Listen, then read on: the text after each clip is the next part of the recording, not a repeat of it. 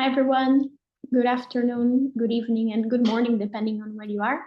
Thank you so much for joining us here today. I see that people are slowly coming in, so we're just going to wait a couple of minutes and then we're going to start. But thank you so much for already being here with us today.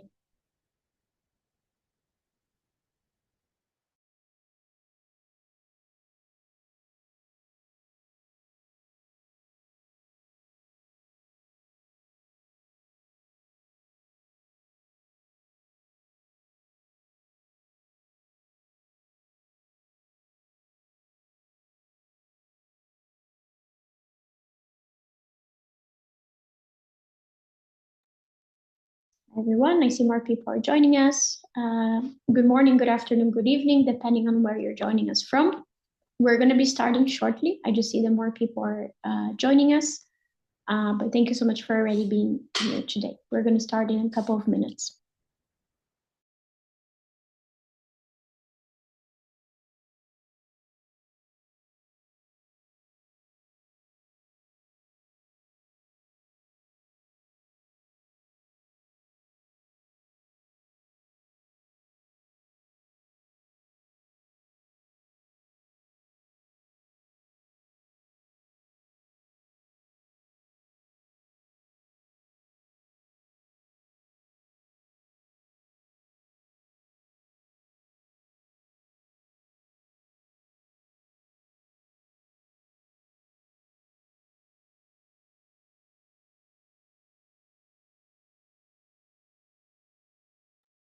I see more people are joining us. Good morning, good afternoon, good evening. We're soon going to be starting. We're just waiting for more participants to join us. One more minute and then we'll start. But thank you so much for already being here.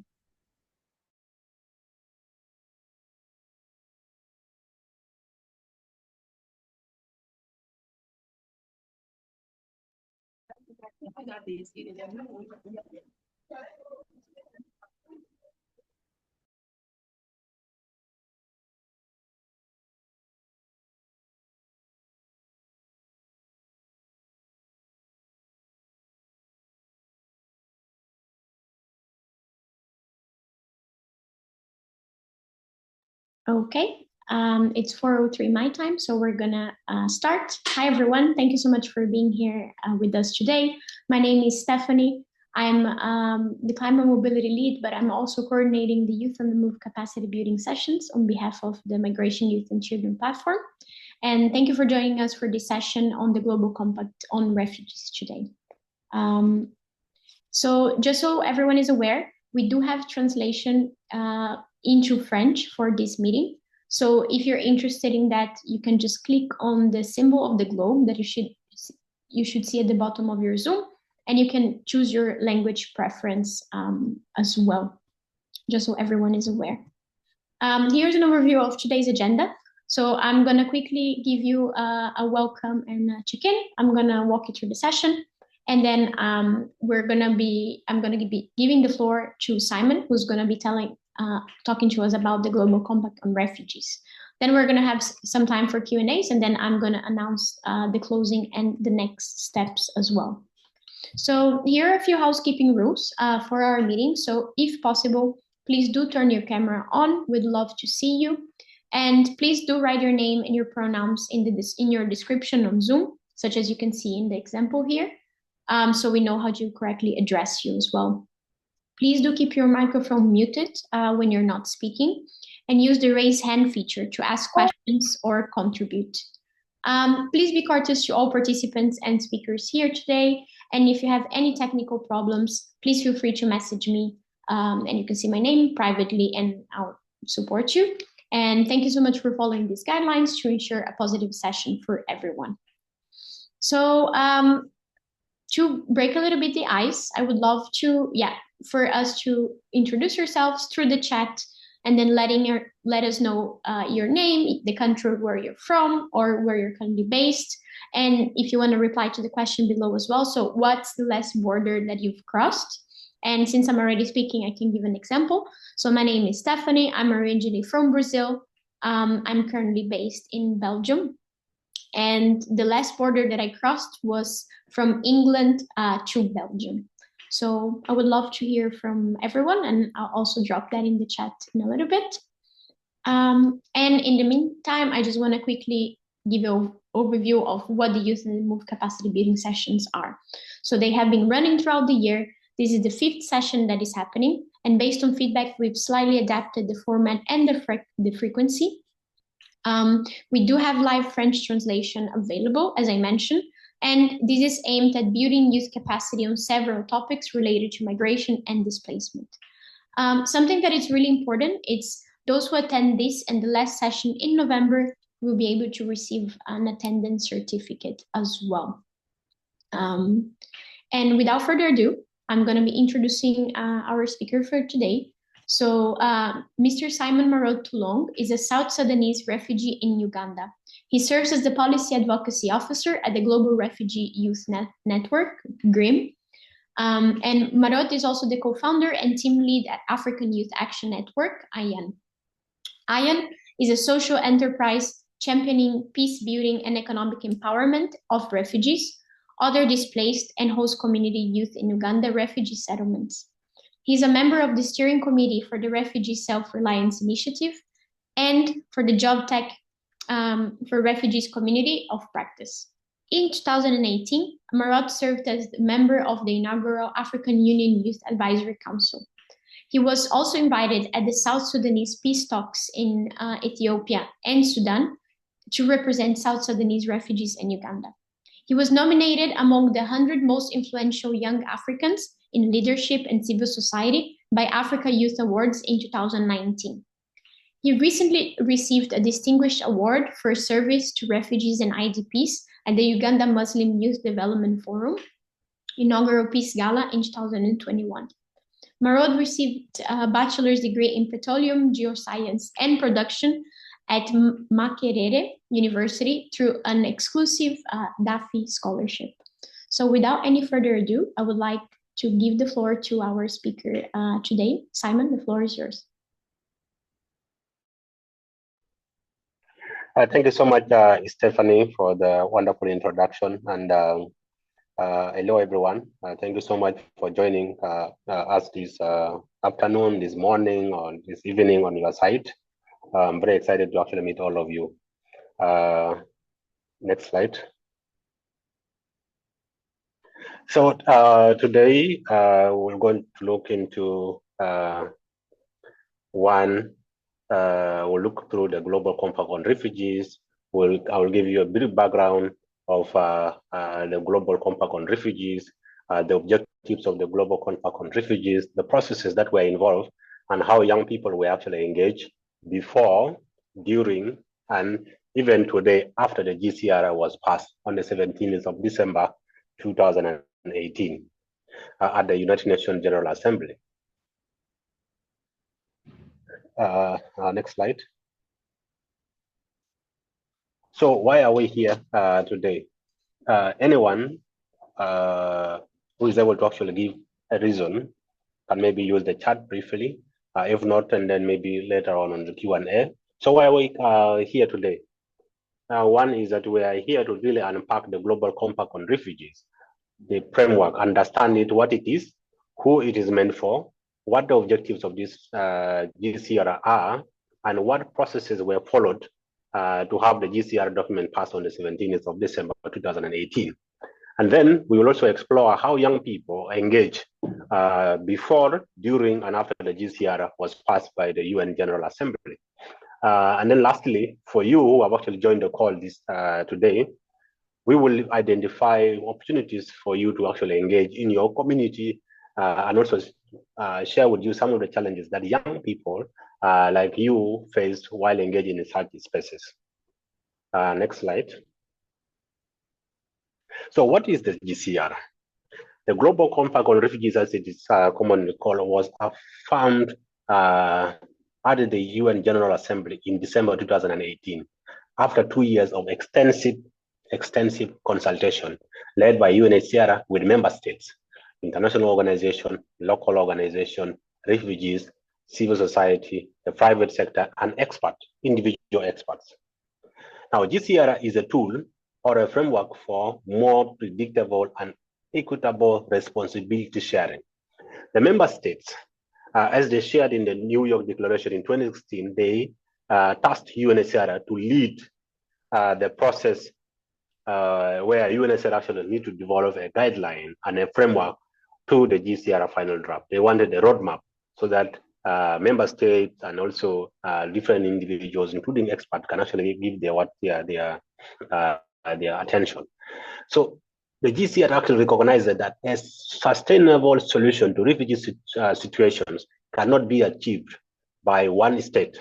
For example, Kenya or Uganda cannot alone cannot achieve much without international cooperation or without any other support from other member states. Therefore, the GCR provide a blueprint.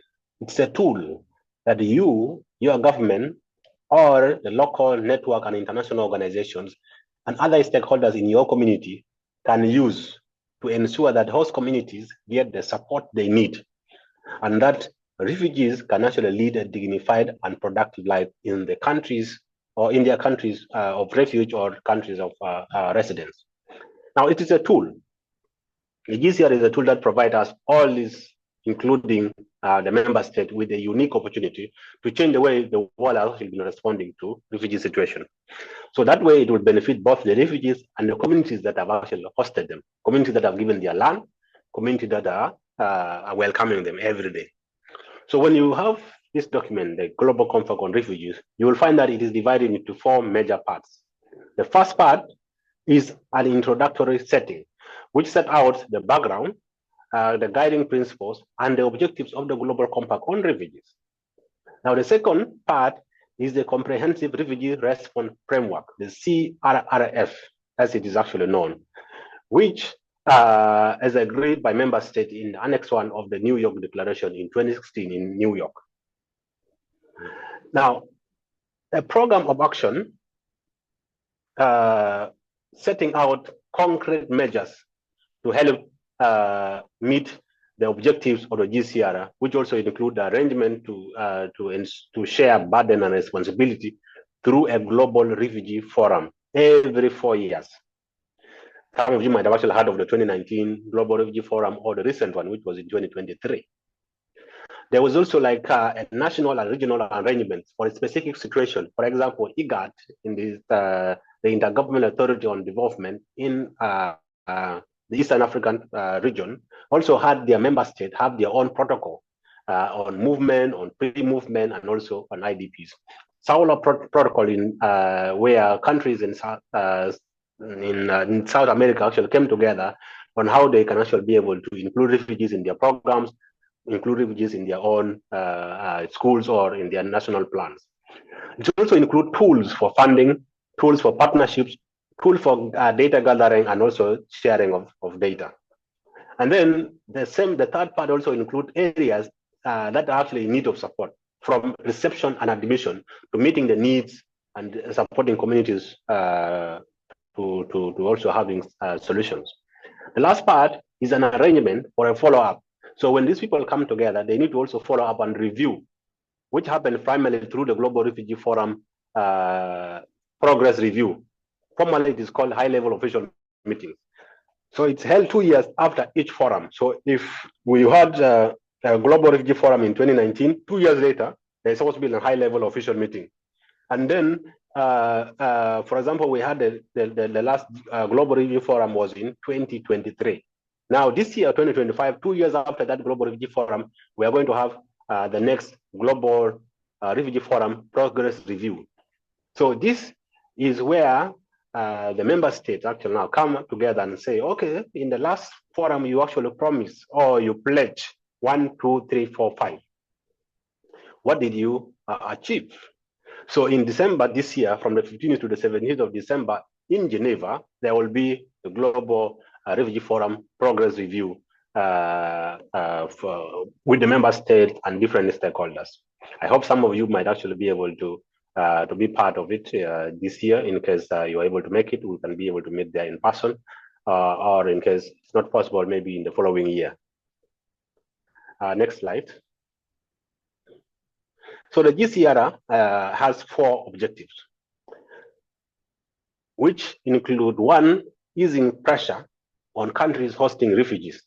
For example, Uganda, that was hosting over 1 million refugees at the time when the GCR was actually passed, or Turkey that was hosting over 4 million refugees, mainly from Syria at the time, and Kenya, Colombia, among others.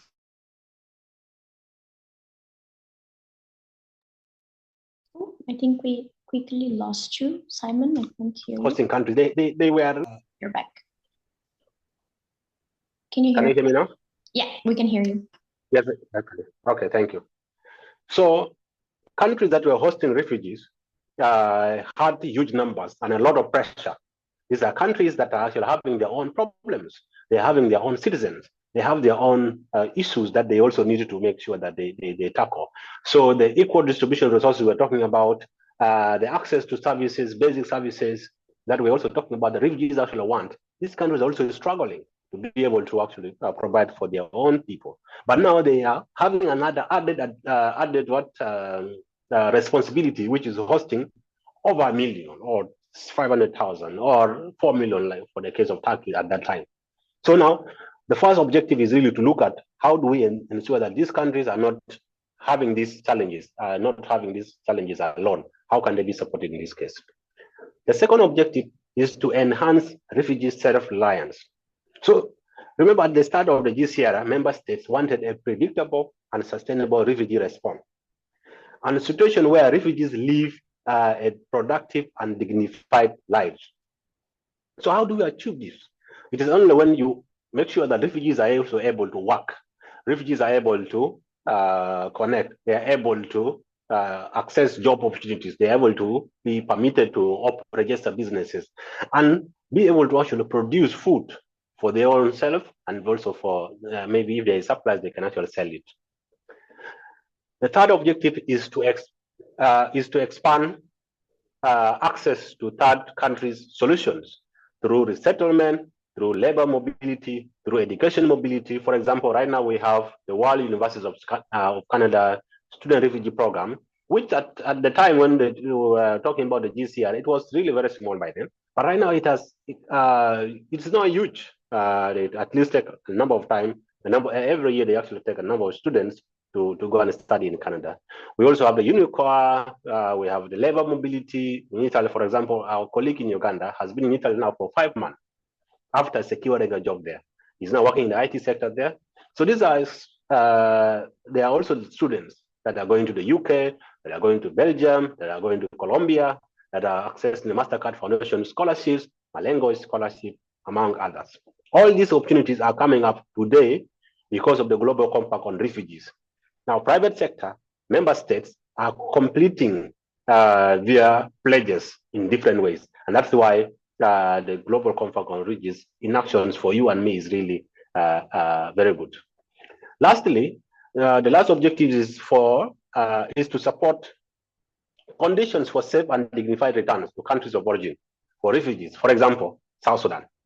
Now, myself and 9 other refugees from South Sudan, we were engaged in the South Sudan peace talks towards the end of 2018, and also at the national dialogue processes that was in 2019, to ensure that the voices of refugees and those that are internally displaced are considered in national processes. That too is actually the Global Compact on Refugees in action. Next slide. Now, what were the processes? Like I mentioned before, GCR originated from the 2016 New York Declaration for Refugees. So it is from here where the United Nations High Commissioner for Refugees was given a task of developing a new global compact on refugees in consultation with states and other stakeholders, building on the comprehensive refugee response framework set out in the New York Declaration. So the process comprised of series of thematic discussions that were started in 2017, followed by formal consultation on successive drafts of the text between February and July 2018. Now, these were complemented by hundreds of written contributions from United Nations member states and also other stakeholders.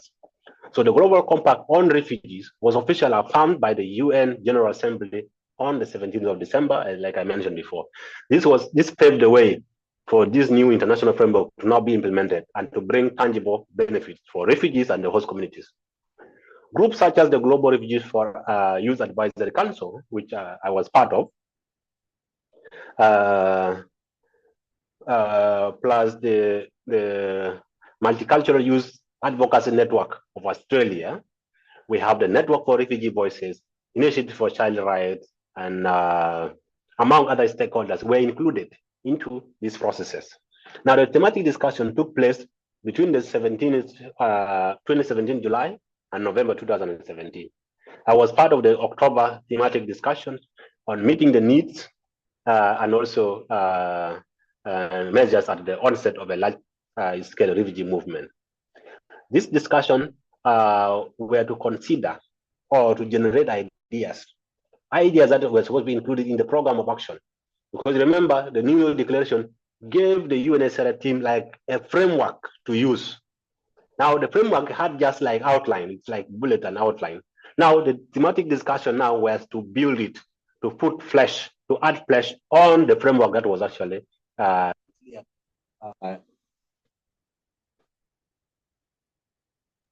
can you get me? Yes, I can hear you now. Okay, great. Thank you. So the thematic discussions include the past and current example of burden and responsibility sharing that was done in July 2017. We had the measures and at the onset of large refugee movements, plus meeting needs and supporting communities, which were done in October 2017.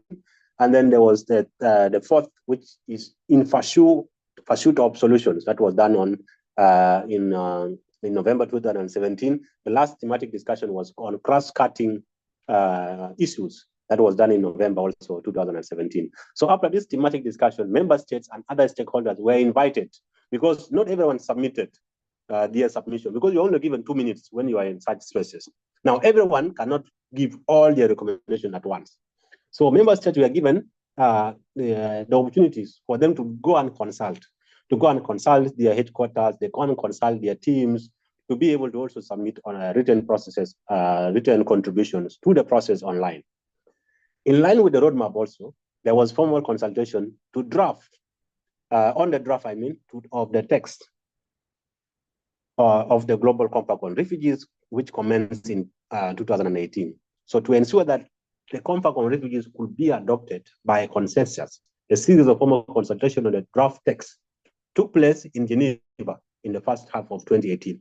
You know, like if maybe they just hired a consultant, the member state will say, no, this is not our document. We are not able to sign on it. They will not adopt it. So to ensure that everyone is actually in agreement over the 193 member states that actually declared the New York Declaration and gave UNHCR the task, they have to make sure that they use this formal consultation so that the language can be removed, so that the language can actually be edited. Because during this consultation, the first draft, people were now going through it. They will be like, no, as the country, so a country like Germany will come and say, no, we don't want this to be included in the text. Can it be removed? Another country will be like, no, we need this to be included in the text. So there was just going back and forth. So the first consultation was in February 2018. The second consultation was in March 2018. The third consultation was in April. The fourth consultation, which I actually attended, was in May 2018. The fifth formal consultation was in June 2018. And the sixth, which is the final consultation, was between the 3rd and 4th of July 2018. So in addition to intervention at this formal consultation, United Nations member states again and other stakeholders, including the Global Refugee Youth Global Youth Advisory Council, which I was part of, the Multicultural Youth Advocacy Network of Australia, were all invited to also submit their written contribution, of which the Global Refugee Youth Global Youth Advisory Council actually submitted a contribution. Next slide. So how did youth engage? How did youth engage before, during, and even after the after the GCR? So before the GCR, young people wrote papers. They wrote recommendations. They conducted consultation in their own communities to inform them on the GCR going to be discussed and how they want it to actually be. So the change they would like to see and how they can be able to engage. So in Uganda, we actually went to a settlement like called Chiradongo Refugee Settlement, where we gathered with young people and say, look, that was in 2018. We say, look, there is a process that is going on in Geneva. And what is going to be involved, it's going to be a document that will be used for the next 20 or 30 years by the UN on how to work and manage refugees. What do you want to see in those documents? So those are the questions that we were asking. Open questions. People gave their submissions. People gave what they really want to see in terms of refugee situation. So the specific text in the Global Compact on Refugees, the draft have different languages on the text because some of the changes that we wanted to actually suggest. Some will say refugees are not a burden, but a responsibility. Others will say, but why is it my responsibility? A member state can say, but why is it our responsibility? We're not producing any refugees. How can you call them a burden? Or how can you say that it's our responsibility when we have not even produced any refugees? Others will be like, it's a burden for us to host them or to even support them where they are hosted.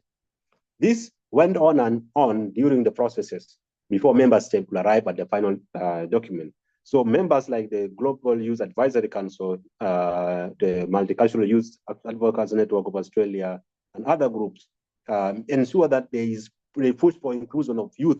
Even the mentioning of youth in the final document, it was a hassle, it was a struggle for the members that were actually taking place there.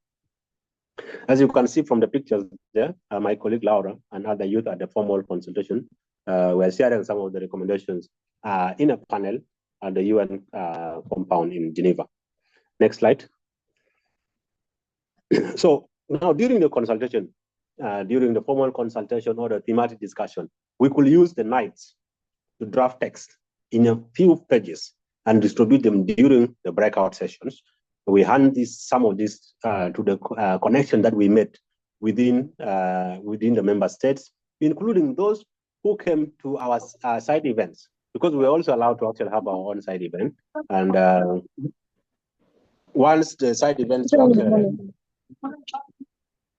Aremo, may you please mute? Apologies. Thank you. It's okay, thank you. So we could also be able to actually place some of these printed copies at the entrance or at the exit of the main plenary halls, just for one or two of these member states to come and pick. Maybe they can pick one and maybe even recommend it as theirs within the formal consultation. So because the language needs to come from a member state for it to be recognized faster. That's why we're looking for ways of actually convincing this member state and say, look, here is a paper. Here is something that you could also include. Please talk about young people, talk about children, talk about women, talk about persons with disabilities. All these things were all different considerations. If you really want to make it, you want a submission to make it to the final stage, you need to make sure that you are supporting or you are able to make network. So we also engage in panels on education, on protection, on gender-based violence, among others, during the thematic discussion and also during the formal consultation.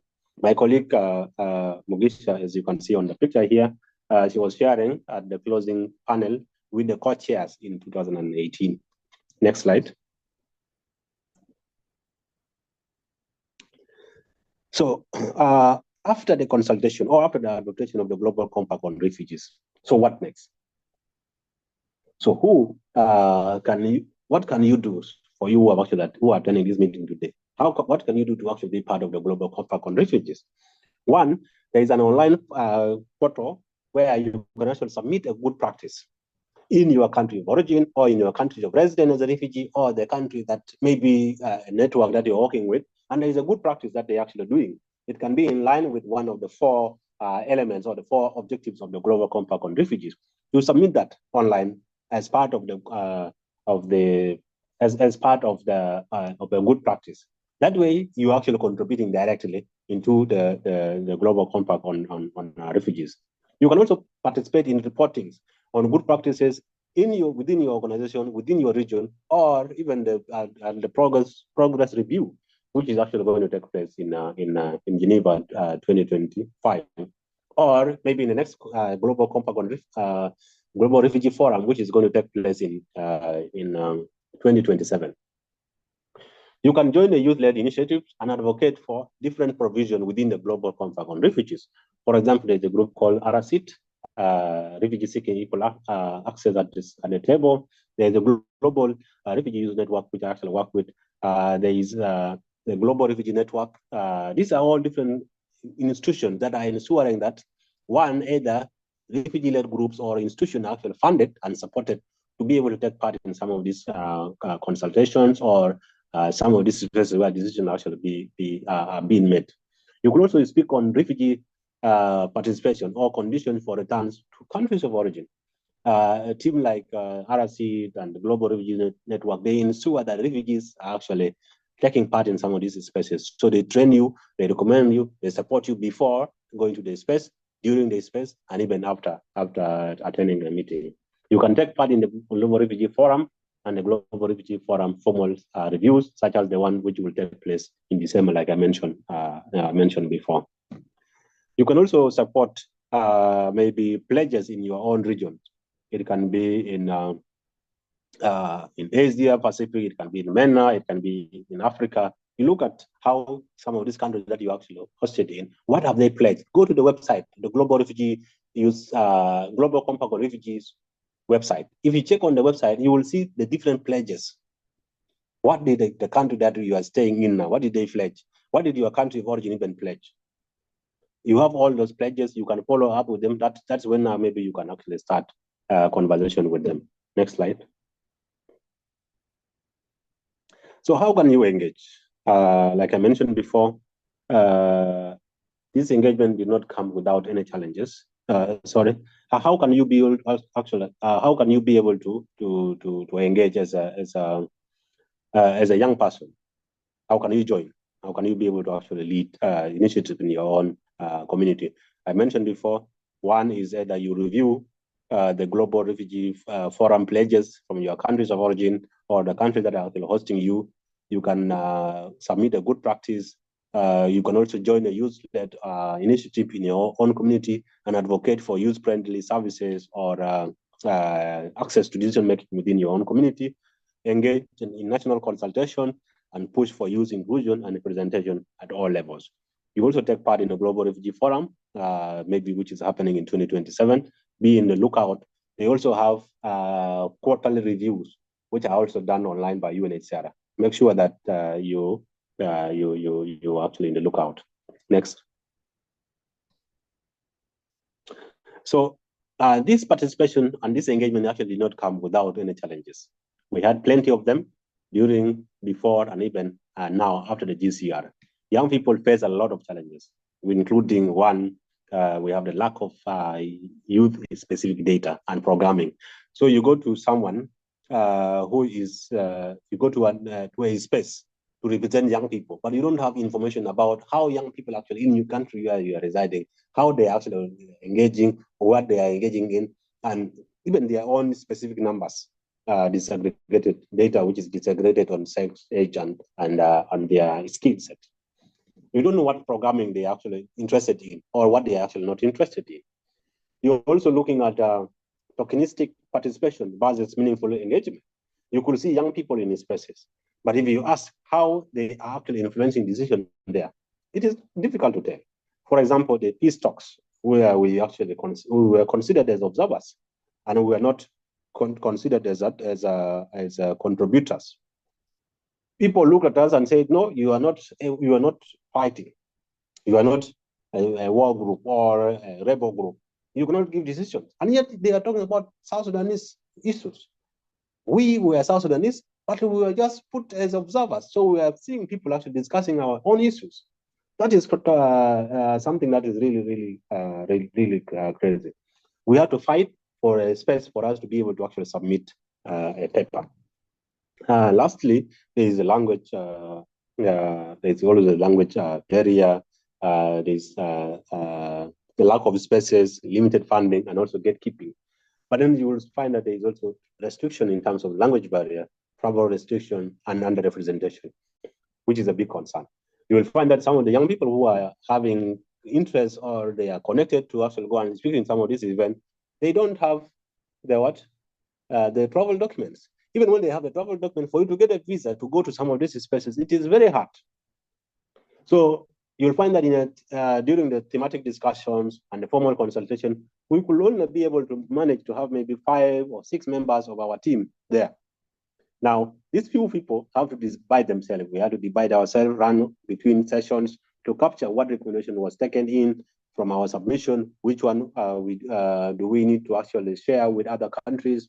We had to meet and lobby other state members to be able to, during break time, we are organizing in the evening, like late night meetings. We are organizing very early in the morning. So you sleep late and you also go out, you go into the room very early in the morning so that you can also be able to meet some of these member states so that you can share. Now, without this, if you are few and you're not able to divide yourself accordingly, or if you don't even have a strategy, you may end up participating, but you will not even be able to impact meaningfully. Next slide. So amidst all those challenges that we have to mention, we, the young people, still make up to 50% or more of the displaced population.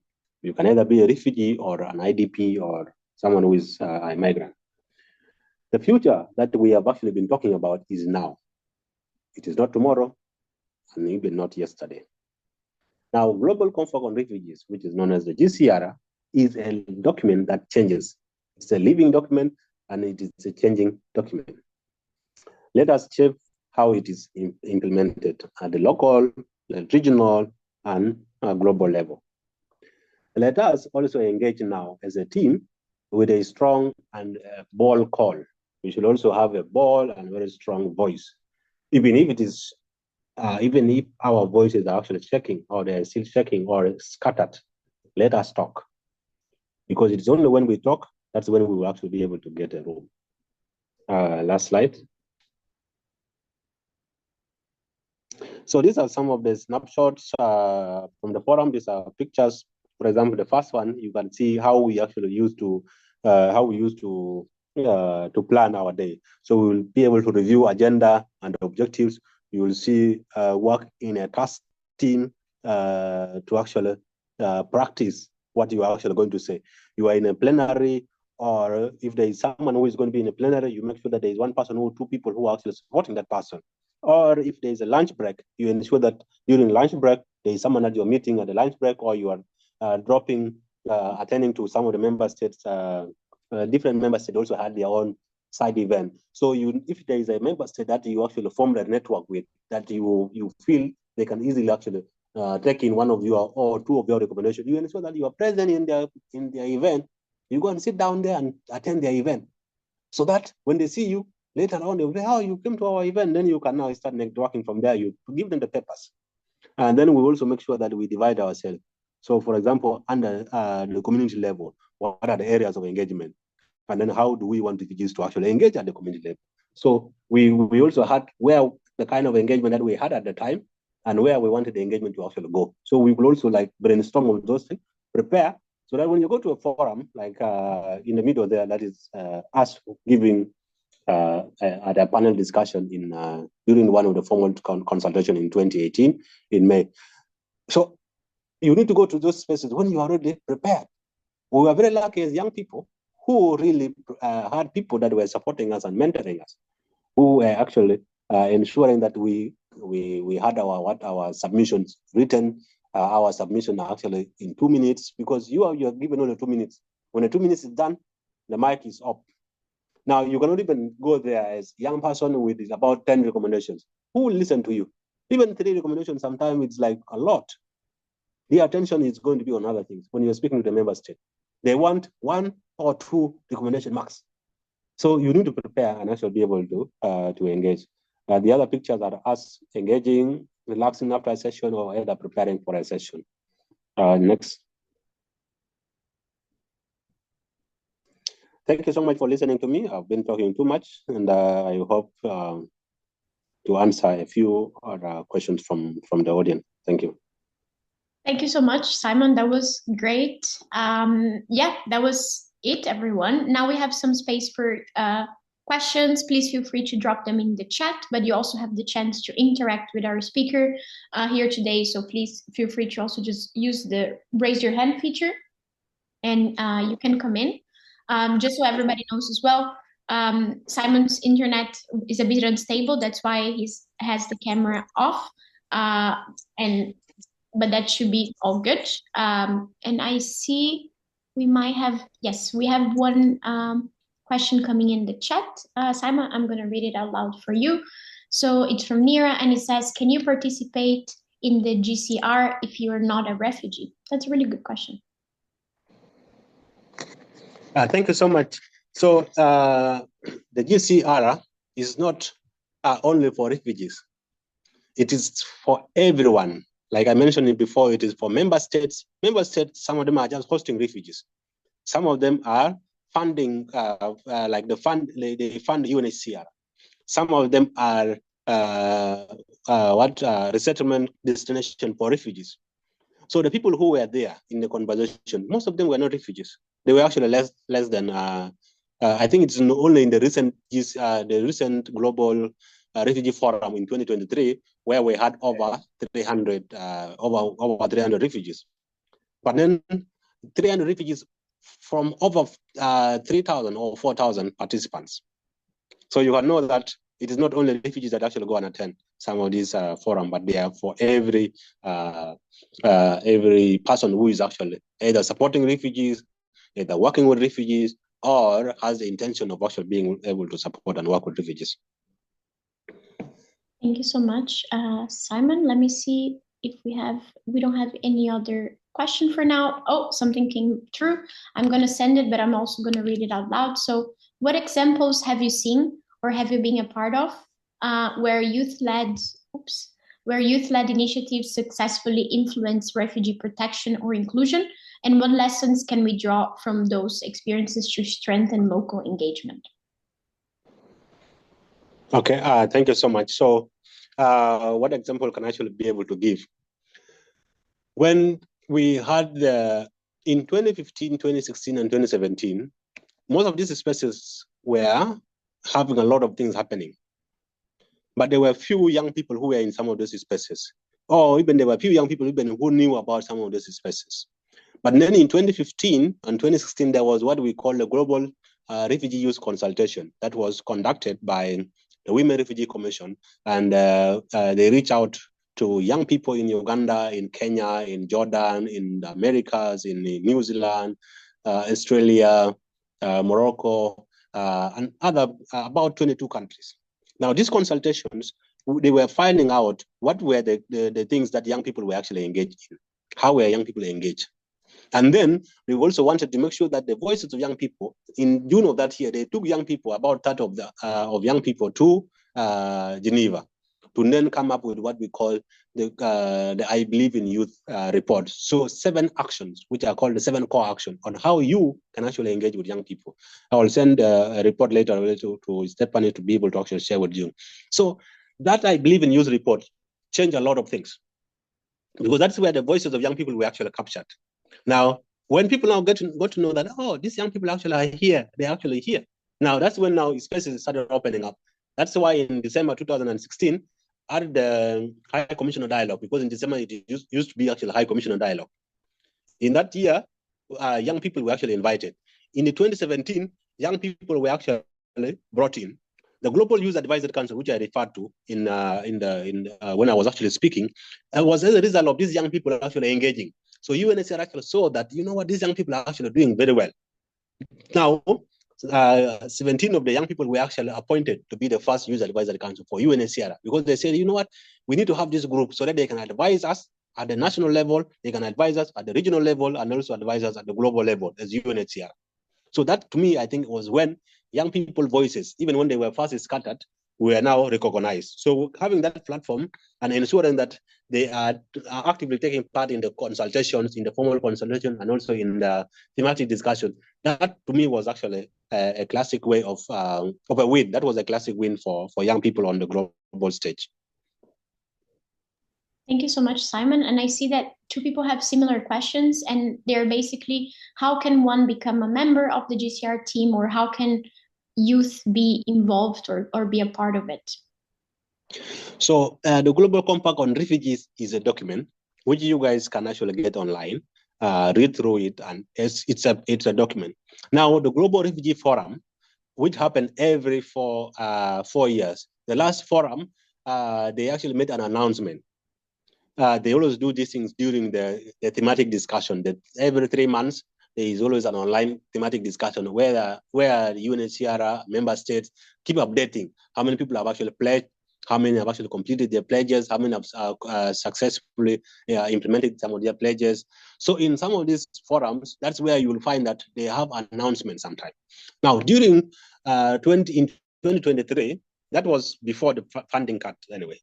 In 2023, when they were actually organizing the Global Refugee Forum, they ensured that young people were actually consulted. They were reaching out to young people within my cycle. They were reaching out to young people who are refugees, young people who are not refugees, that who had the interest to actually be able to host or to be actually be part of the team, to organize the Global Refugee Forum.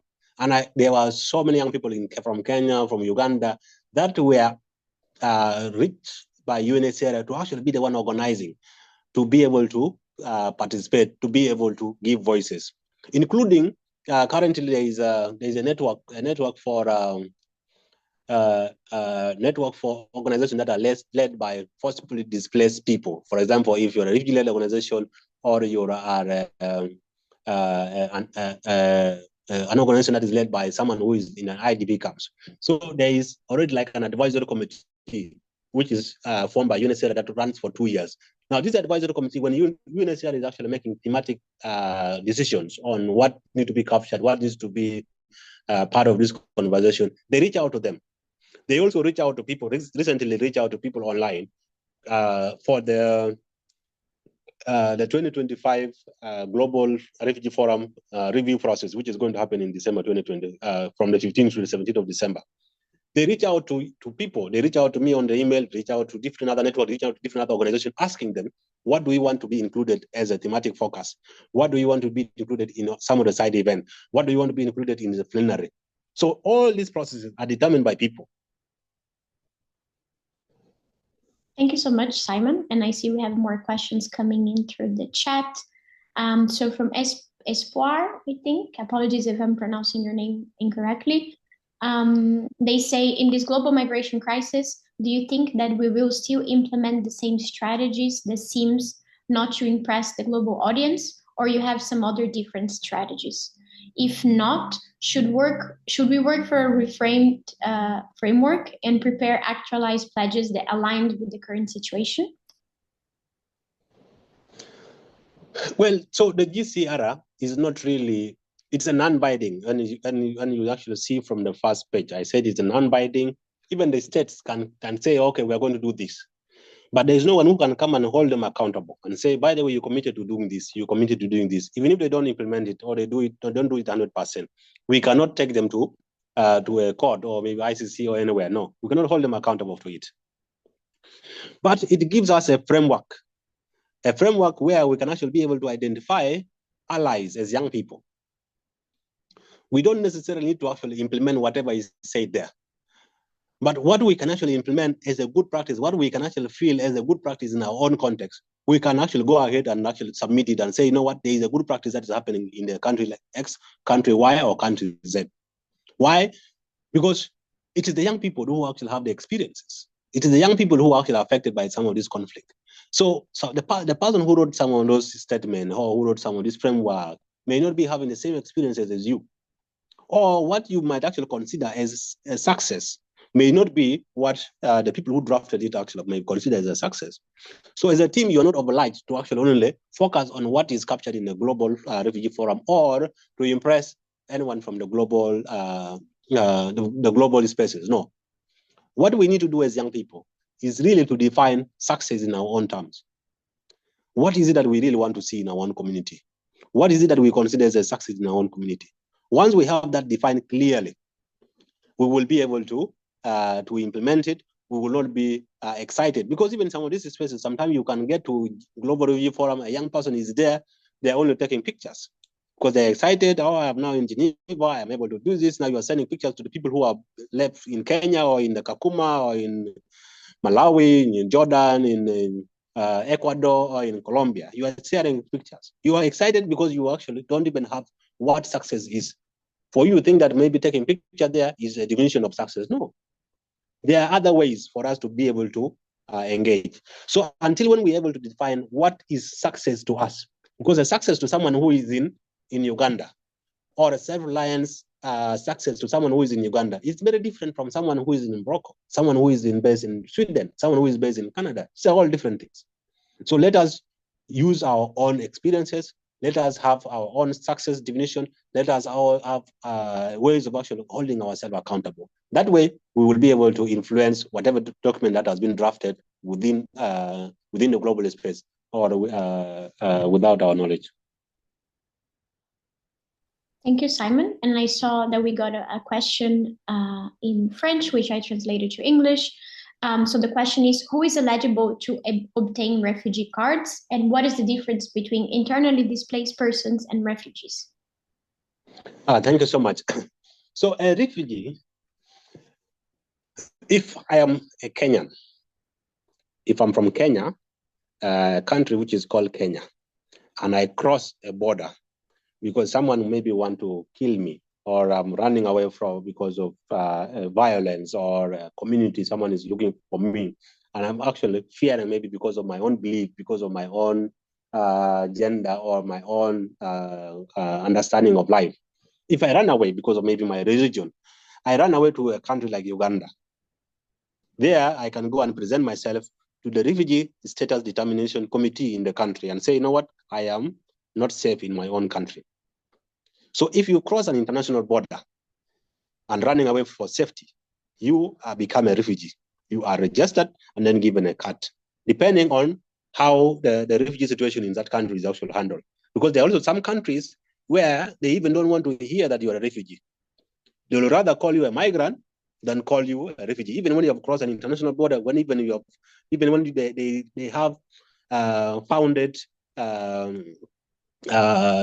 situation where you actually run really for your life, they will still not consider you as a refugee. Mostly in the Southern Asia Pacific region, there are countries where it is very difficult for you to be registered as a refugee, or even those who are registered as refugees, they live in hiding. Now, an internally displaced person or someone who is an IDP. So I am a Kenyan. I do run away from where I was born, or maybe where I was staying. If I was staying in the northern part of the country, and I ran away from here because of either conflict or maybe because of a different issue, I run to another part of Kenya, maybe the southern part. I leave the northern part, and I'm still within Kenya, but I'm displaced. And then I'm also under maybe someone's protection. Displaced under someone protection within my own country. And then that's someone who is internally displaced. You can maybe be displaced by floods, you will still be an internal displaced. You can be displaced maybe by wars or by conflict, but you are within your country. You have not crossed to another country. So that is an internal displaced person. Thank you so much, Simon. And I see we have more questions on the chat. I think we're only going to be able to take one or two more. So apologies, everyone. If not, please feel free to send your questions over to me, and I'm happy to pass them over to Simon. Or if he wants to share his contact email, then you can also directly ask him. So Grace asked, what exactly is our role or job on the GC, on the Global Compact for Refugee platform? Is it to create awareness or to advocate for refugees? And does it matter in the country? So I guess the country where you come from, maybe if that country matters. Grace, I hope I'm reflecting it correctly, as youth. I hope I was clear in the question. Yes, thank you so much. So the why you need to actually engage is, for example, if you're working with young people who are displaced, or if you are a displaced person yourself, you're a refugee yourself, and you want to actually engage, you need to actually know the content and everything that is happening within the Global Compact on refugees. If you are maybe supporting refugees, you are not someone who is displaced, but you are supporting refugees, you also need to know the contacts there. Because the Global Compact on Refugees is a framework where private sector, where foundations, donors, funders, member states, and countries that are hosting refugees, they all come together and agree on specific things that they need to do to ensure that refugees are self-reliant, to ensure that conditions are good from the countries where these refugees actually originated from, to ensure that there is a pathway for resettlement, there is a pathway for labor mobility, there is a pathway for other things. Or the last one is also to ensure that the countries that are hosting the refugees, they do actually have some of these responsibilities shared with them or with other nations. Now, your role as a young person is, if people in your community don't even know about the Global Compact on refugees and they are refugees, first of all, you need to create awareness about it. Because there are opportunities that are now coming up because of this global compact on refugees, like I mentioned before. There's student programs, the resettlement program for students. There's students scholarship that are actually opening up in the different parts of the world, from the universities everywhere. The labor mobility. They might not be aware. They might think, maybe these are people who are actually maybe trying to kidnap us, because there are people who have been trafficked before. They have had experiences of young people that have been trafficked, so they may not want, even if an opportunity comes, but they don't know where this opportunity is actually coming from. They will run away. Now, your role is to create awareness about some of these opportunities, that they are legitimate opportunities for them to actually be able to change their life. That is one. Two, there are already like ways of how you can actually engage to be able to build the self-reliance of refugees, for you to be able to get partnerships. Now, if you actually get to know what the contents are, or where you can actually run and get support, it is now for you to be able to implement some of those provisions, advocate for your own community, and be able to actually get audience. So you can use it as a tool for you to advocate for your communities, for you to be able to create engagement opportunities within your community, and for you to be able to engage with the country that is actually hosting you, or for you to actually be able to create awareness about available opportunities that are opening to refugees in your own community. But then this also depends on the country where you're actually residing. There are some countries that are actually accepted, but they are not giving opportunities to refugees. So if you're in such a country, it is unfortunate that this document cannot even be able to help you. Thank you so much for that, Simon, and apologies, everyone. I think we're slowly going to have to close the meeting because we are almost at time. So apologies for the questions that were not yet answered. Yeah, Simon, if maybe you want to drop your email in the chat so participants can connect with you. Otherwise, everyone just feel free to email it to me, and I'll make sure to connect you with Simon as well. So yeah, here are some closing and next steps. So this was the 5th session of our capacity building series, which is running until the end of the year. And the next and the last session will be in November. So please save the date and yeah, pay attention to our social media to know the specific time. The sessions are now bi-monthly, and they take place twice in the same day for more accessibility, like for example today. And French interpretation is always available for the whole session. The recordings and the materials will always be shared after the session as well. So do not worry, it's going to get to you. And do stay tuned for more updates about the continuation of the series. So if you have any doubts about the capacity building session, or you would like to keep in touch, please write to us, and this is my email.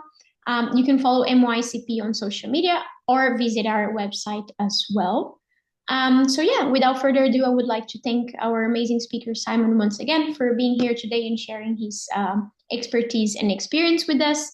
Also to our French translators, Safia and Jules, many thanks for making this meeting possible.